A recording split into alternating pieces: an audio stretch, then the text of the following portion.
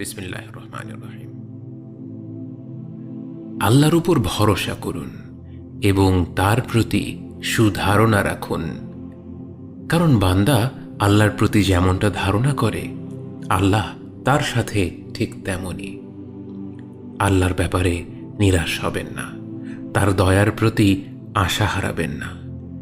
একদিন রাসূল সাল্লাল্লাহু আলাইহি ওয়াসাল্লাম মসজিদে এসে আবু উমামাকে বসে থাকতে দেখলেন। তিনি তাকে বললেন, হে আবু উমামা, কোন ব্যাপারটি তোমাকে এই অসময়ে মসজিদে বসিয়ে রেখেছে? জবাবে তিনি বললেন, হে আল্লাহর রাসূল সাল্লাল্লাহু আলাইহি ওয়াসাল্লাম, ঋণের বোঝা আর দুশ্চিন্তা আমাকে কাবু করে ফেলেছে।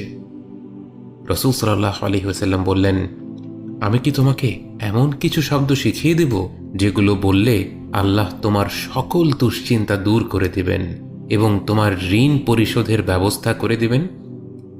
বলো, আল্লাহুম্মা ইন্নী আউযু বিকা মিনাল হাম্মি ওয়াল হাযান ওয়াল আজজি ওয়াল কাসাল ওয়াল বুখলি ওয়াল জুবন ওয়া দালাইদ দাইনি ওয়া গলাবাতির রিজাল।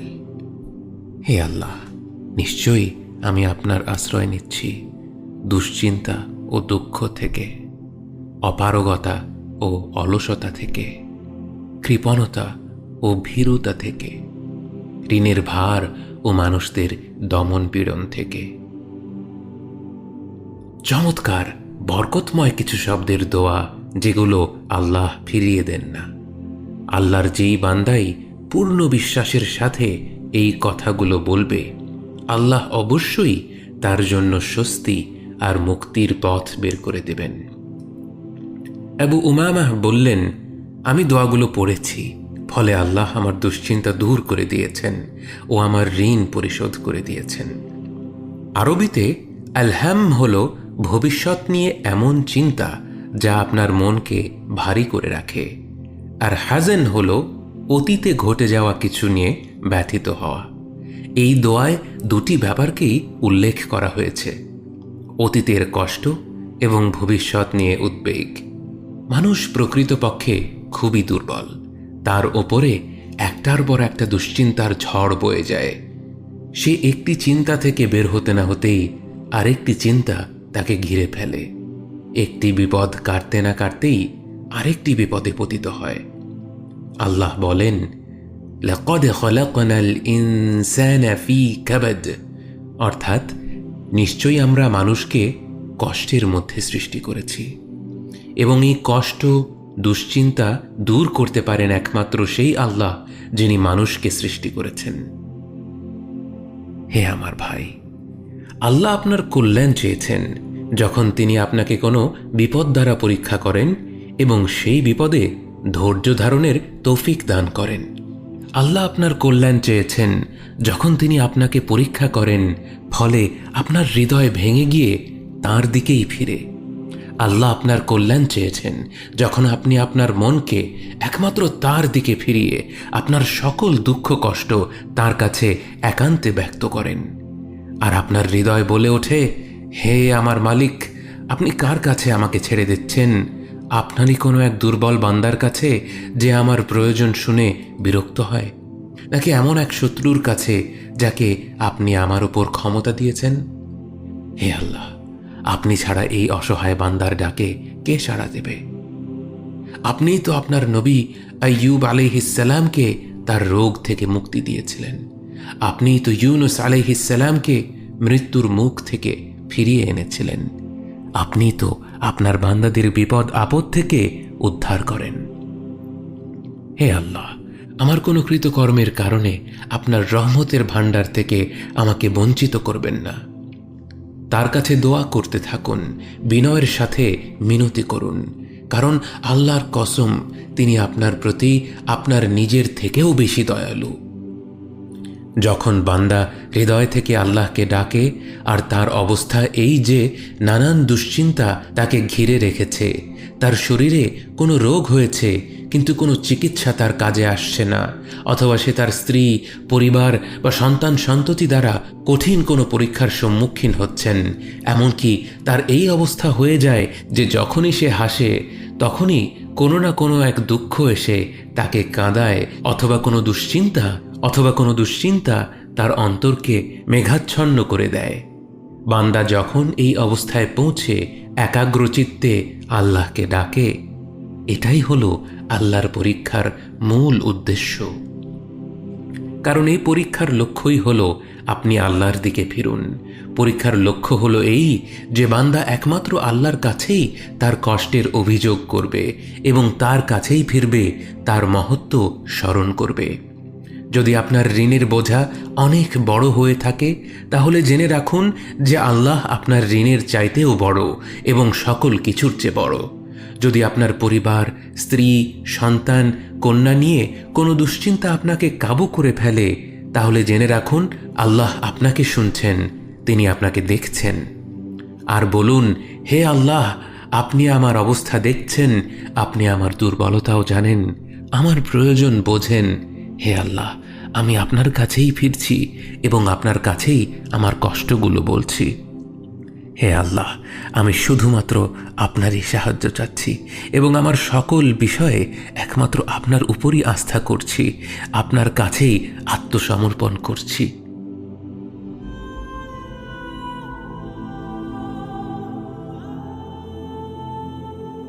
আপনি যদি এই দোয়াগুলো দিয়ে বিপদের মোকাবেলা করেন, আপনি অবশ্যই সেই বিপদ থেকে মুক্তি পাবেন। আপনার কঠিন দায়িত্বগুলো সহজ হয়ে যাবে। আল্লাহ যখন আপনার কষ্ট লাঘবের সিদ্ধান্ত দিবেন, তখন আপনার বিপদ থেকে এমনভাবে মুক্তির পথ বের হয়ে যাবে যা আপনি কখনো কল্পনাও করেননি।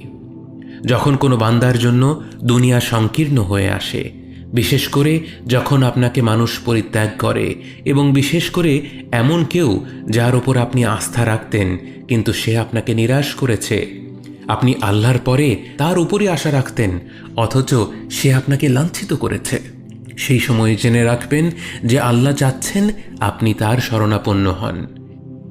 এই পৃথিবীর সবচেয়ে সুখী মানুষ হচ্ছে সে যে আল্লাহর দিকে তার মুখ ফেরায়।